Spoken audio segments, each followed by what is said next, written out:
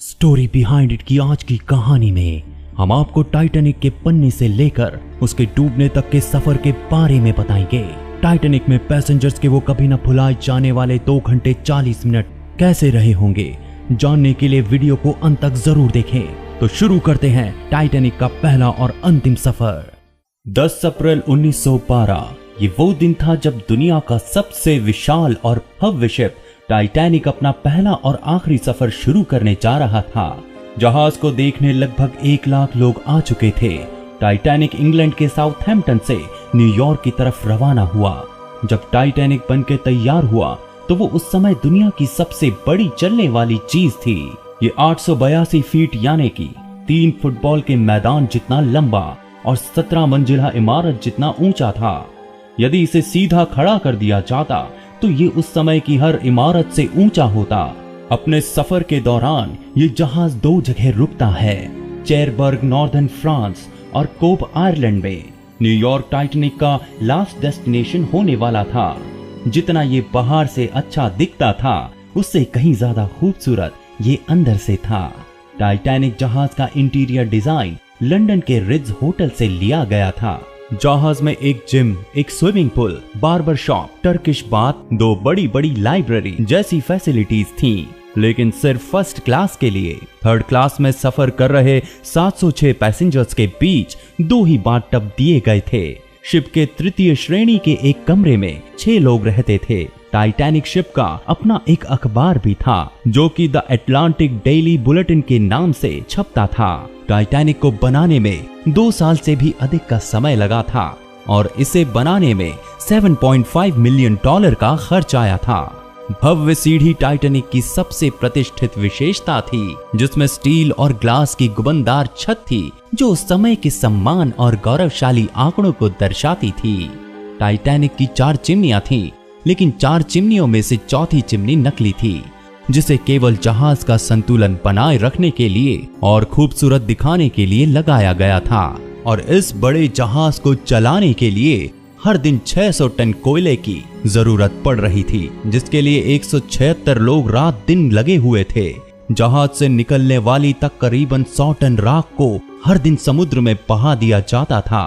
क्या आप जानते हैं टाइटैनिक का बहुत जोर शोर से प्रचार किया गया था जैसे कि ये अब तक का सबसे बड़ा और आलीशान शिप है, ये कभी डूब नहीं सकता, द अनसिंकेबल टाइटैनिक। लेकिन इतने बड़े जहाज को चलाने के लिए कोयले की कमी हो गई।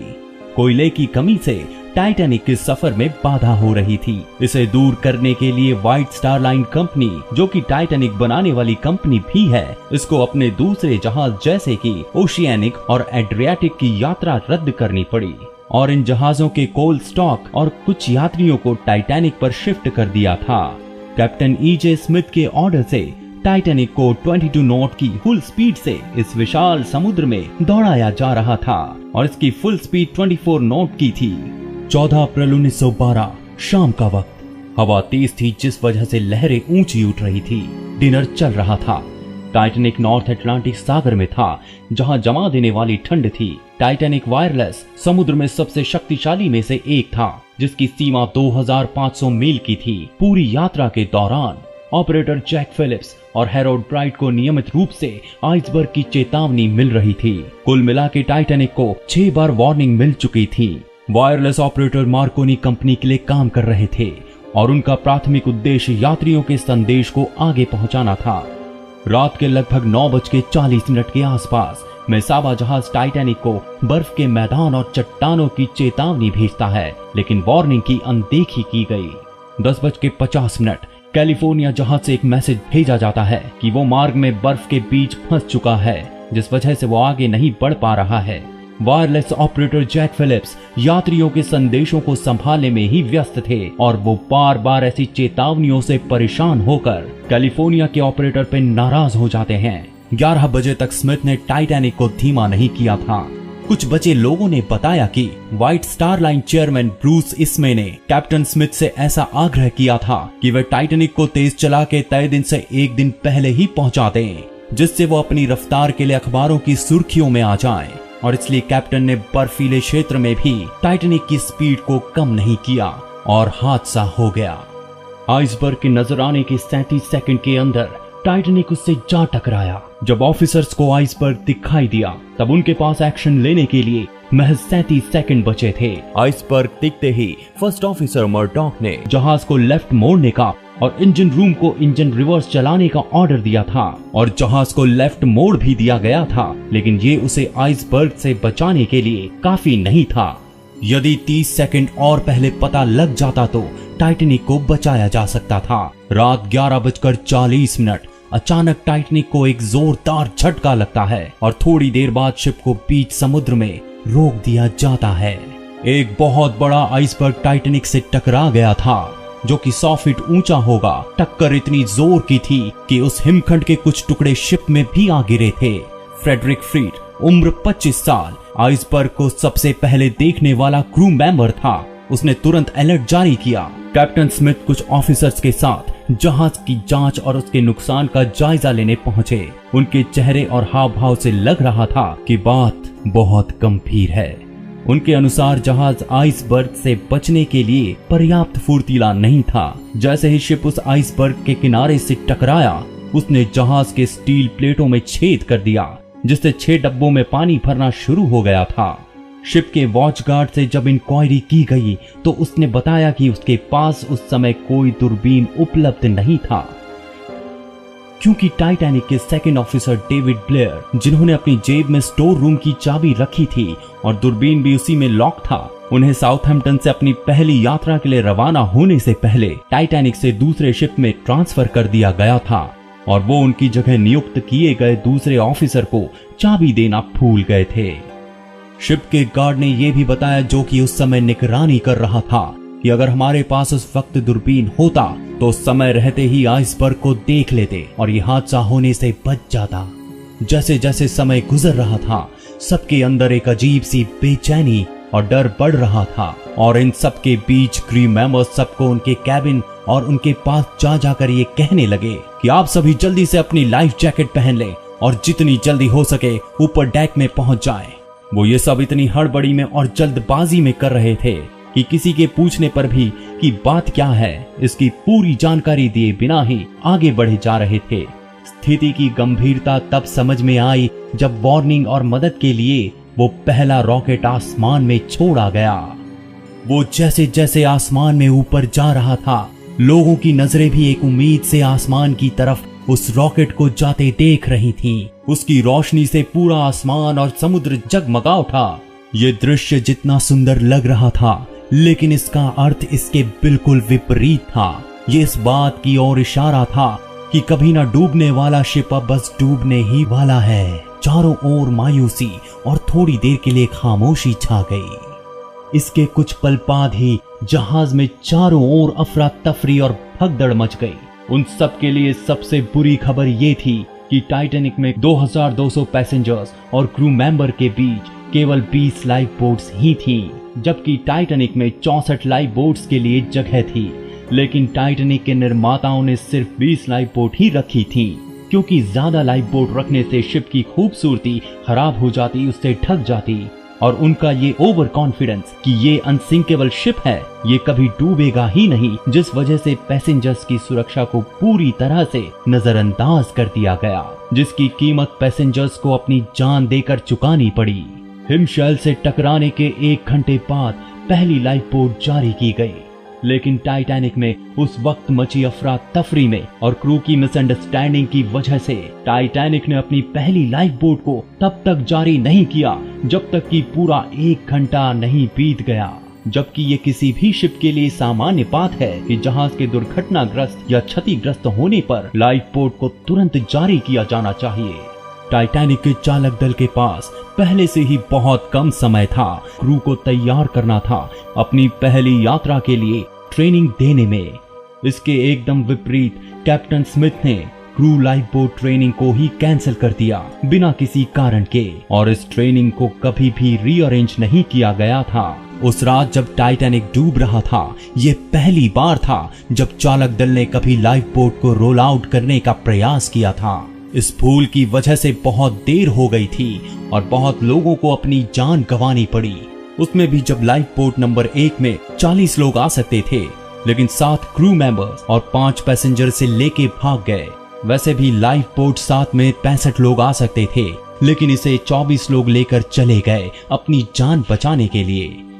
उस टाइम वहां पे ये प्रोटोकॉल फॉलो किया गया था कि महिलाओं और बच्चों को पहले उतार दिया जाए। टकराव के बाद भी थर्ड क्लास स्पेस को दूसरी क्लास से अलग करने वाले गेट को लॉक रखा गया था, जिससे कि फर्स्ट क्लास के लोगों को जहाज से आराम से निकाल लिया जाए और फिर सेकंड क्लास और बाद में थर्ड क्लास को निकाला जाए।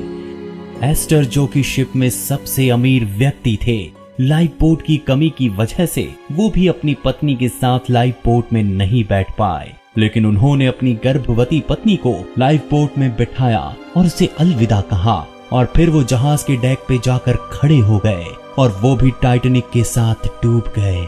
ऐसा माना जाता है कि तेज गति की वजह से जब टाइटैनिक की आइसबर्ग के साथ टक्कर हुई तो उस वजह से ज्यादा नुकसान पहुंचा और उसके कुछ कंपार्टमेंट में पानी भरने लगा। लेकिन टाइटैनिक के डिजाइनर एंड्रयू ये तुरंत समझ गए थे कि 4 से अधिक कंपार्टमेंट में पानी भर चुका है और अब टाइटैनिक डूब जाएगा। वाटर टाइट कंपार्टमेंट केवल ई डेक तक ही बने हुए थे और अब पानी उसके भी ऊपर जा चुका था, जिससे शिप आगे की तरफ झुकने लगा था। Captain Smith wireless radio operators को इमरजेंसी संकेत भेजने का आदेश देते हैं, लेकिन सामान्य अलार्म का आदेश नहीं देते हैं। लेकिन जब शिप डूब रहा था तब यही ब्रूस इसमें अपने सभी क्रू मेंबर्स और सभी पैसेंजर्स को उनके हालात में डूबता हुआ छोड़कर बचने के लिए नीचे उतरती हुई एक लाइफ बोट पे छलांग लगा के बैठ जाते हैं और जिंदा बच जाते हैं, जिसके लिए पूरी लाइफ उन्हें क्रिटिसाइज किया गया। अब जब टाइटैनिक ने इमरजेंसी सिग्नल भेजे तो टाइटैनिक सिस्टर ओलंपिक उसके सिग्नल पर रिस्पांस भेजती है, लेकिन वो टाइटैनिक से 500 माइल्स की दूरी पर है तो वो समय पे नहीं पहुंच पाएगी और इतना समय टाइटैनिक के पास नहीं था। 12:45 माउंट टेम्पल शिप भी टाइटैनिक को रिस्पांस भेजता है और वो उससे 50 माइल्स की दूरी पर है, लेकिन बर्फ की चट्टानों और मैदानों ने उसका रास्ता रोक रखा है। रात 12:20 कारपेथिया तक ये इमरजेंसी सिग्नल पहुंचता है और वो मैसेज भेजता है कि वो टाइटैनिक की मदद के लिए निकल चुका है। हालांकि कारपेथिया एक धीमा जहाज है और वो टाइटैनिक से 58 माइल्स की दूरी पर है और उसे टाइटैनिक तक पहुंचने में 3 घंटे से ज्यादा तक का समय लगेगा। और रशियन स्टीमर बिरमा, जो कि 70 माइल्स की दूरी पर था, जब उसे टाइटैनिक का SOS मिला, लेकिन वो भी टाइटैनिक से बहुत दूरी पर था। अब पास का कारपेथिया जहाज ही टाइटैनिक की आखिरी उम्मीद बचा था। एक तरफ टाइटैनिक से लगातार मदद के लिए सिग्नल भेजे जा रहे थे और वहीं दूसरी ओर टाइम गुजरने के साथ टाइटैनिक तेजी से अपने अंत की ओर बढ़ रहा था और उसमें फंसे पैसेंजर्स कुछ अपनी और कुछ अपनों की जिंदगी बचाने के लिए संघर्ष कर रहे थे। वो अंतिम कुछ पल इतिहास में कभी भुलाए नहीं जाएंगे। वहीं बीतते समय के साथ थर्ड क्लास के पैसेंजर्स में भी आक्रोश बढ़ने लगा था। वो भी अब अपनी जान बचाने के लिए ऑफिसर से लड़ने लगे कि उन्हें भी बचने का मौका दिया जाए और अब वो भी धक्का मुक्की करके आगे बढ़ने लगे और लाइफ बोट में चढ़ने की कोशिश करने लगे, जिस वजह से जहाज में तनाव की स्थिति पैदा हो गई, जो कि स्वाभाविक थी। इसके विपरीत टाइटैनिक में कुछ ऐसे लोग भी थे जो अपनी जान की परवाह न करते हुए दूसरों की जान बचाने में लगे हुए थे। जहाज के डूबने की खबर मिलने के बावजूद भी इसके म्यूजिशियंस आखिरी सांस तक म्यूजिक बजाते रहे ताकि वो ऐसे मुश्किल समय में जहाज के यात्रियों को उनके आखिरी पलों तक शांत और सकारात्मक रख सके। सोचिए उस वक्त उनके दिलो दिमाग की क्या स्थिति रही होगी कि वो लोग अपनी आंखों के आगे उस लास्ट लाइफ बोट और उनके बचने की आखिरी उम्मीद को दूर जाते देख रहे होंगे, पर फिर भी उन्होंने म्यूजिक बजाना बंद नहीं किया और अपने फर्ज से पीछे नहीं हटे। वो लोग टाइटैनिक के साथ ही समुद्र में समा गए। जैसे जैसे टाइटैनिक डूब रहा था और कई सारे लोगों के बीच कुछ ही लाइफ बोट्स रह गई थी, वैसे कुछ लोग ऐसे भी थे जिन्होंने इंसानियत दिखाई, जिनमें से एक थे बेंजामिन गुगनहाइम। उन्होंने जहां तक हो सके शिप में लोगों की मदद की और अपने आखिरी समय में अपना पसंदीदा सूट पहन के एक जेंटलमैन की तरह तैयार होकर अपनी मौत को बेखौफ गले लगाया। उन्होंने एक सर्वाइवर को अपनी वाइफ के लिए एक लास्ट मैसेज दिया। उन्होंने कहा, न्यूयॉर्क में मेरी पत्नी से कहना मैंने अपना फर्ज अच्छे से निभाया है और मैं उससे बहुत प्यार करता हूँ। आखिरी बार बेंजामिन गुगनहाइम को टाइटैनिक की ग्रैंड स्टेयरकेस के नीचे अपने सर्वेंट के साथ ब्रांडी और सिगार पीते हुए कुर्सी पे बैठे देखा गया था।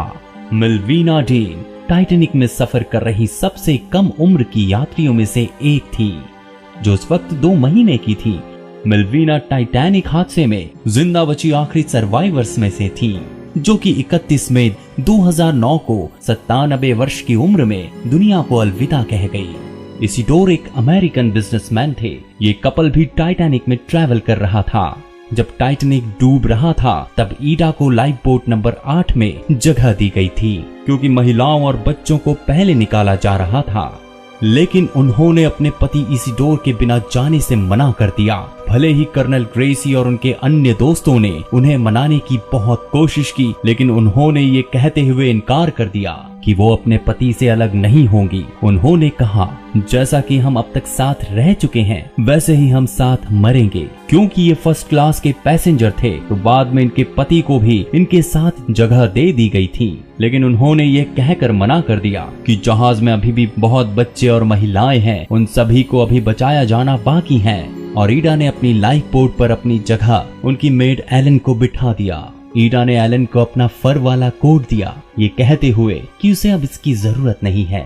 ईडा और इसिडोर को आखिरी बार डेक पे गले मिले हुए देखा गया था। आई विटनेस का कहना था कि ये प्रेम और विश्वास का अद्भुत नजारा था। जहाज डूबने से दोनों की मौत हो गई। आखिरी कुछ पलों में टाइटैनिक की आखिरी बची बोट को अटलांटिक ओशन में उतारा जा रहा था, जो कि बचने की आखिरी उम्मीद थी। वो बदनसीब लोग जो उस बोट पे नहीं बैठ पाए, अब सिर्फ उस आखिरी बोट को और अपने बचने की आखिरी उम्मीद को टाइटैनिक में खड़े दूर से जाते हुए देखने के अलावा और कर ही क्या सकते थे।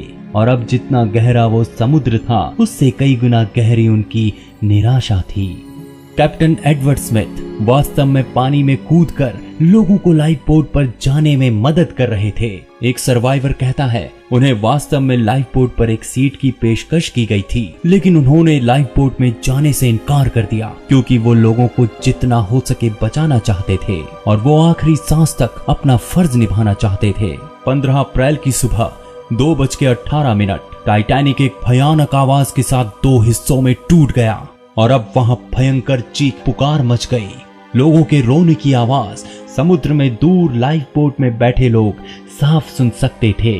मॉली ब्राउन, जो कि सर्वाइवर्स में से एक थी, वो उस समय लाइफ बोट में थी। उनका कहना था कि उस गहरी अंधेरी रात में तारों और समुद्र के बीच में जब वो अंतिम क्षण आया, तब 2 हिस्सों में टूटा हुआ टाइटैनिक सीधे खड़े हो गया और 2:20 पर वो सीधे समुद्र में समा गया और अपने साथ उन 1500 लोगों को भी उस जमा देने वाले बर्फीले पानी के अंदर खींच ले गया।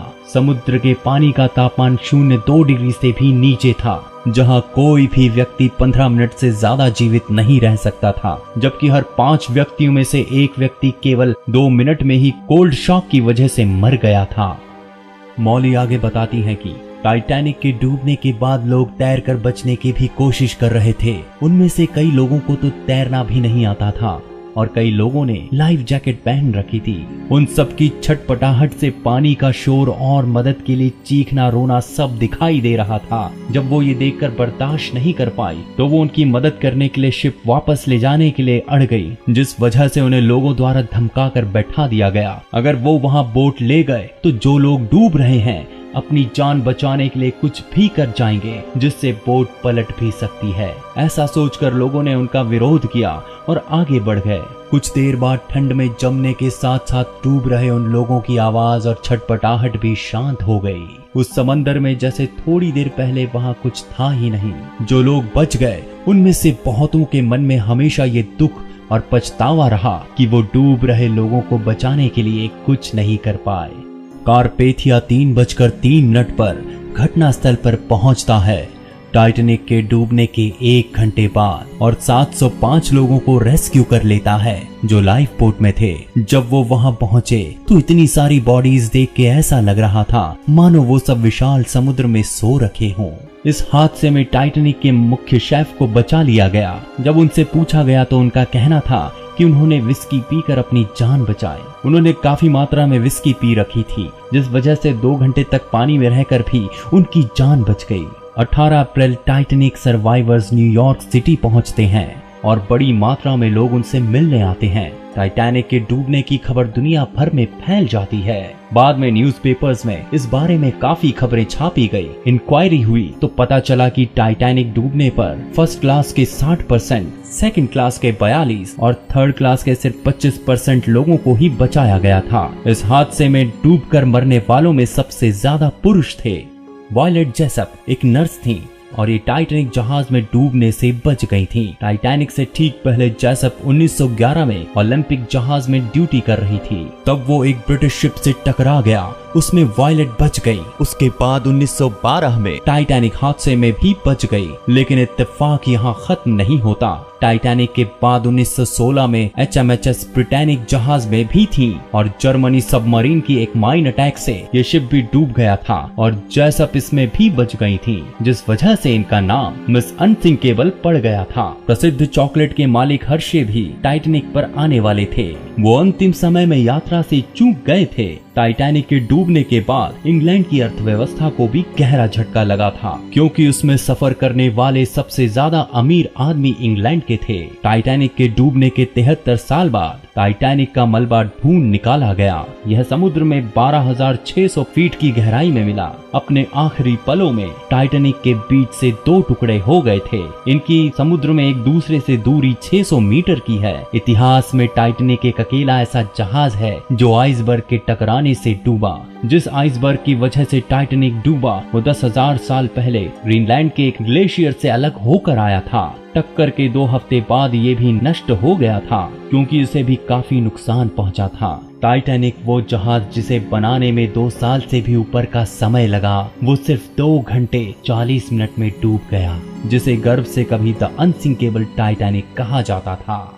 दोस्तों, आपको ये वीडियो कैसी लगी हमें कमेंट बॉक्स में जरूर बताएं और अगर वीडियो अच्छी लगी हो तो हमारे चैनल को सब्सक्राइब करें। प्लीज हमें सपोर्ट करें, वीडियो को लाइक एंड शेयर करें, जिससे हमें भी मोटिवेशन मिलेगा। मिलते हैं अगली वीडियो में। Thank you.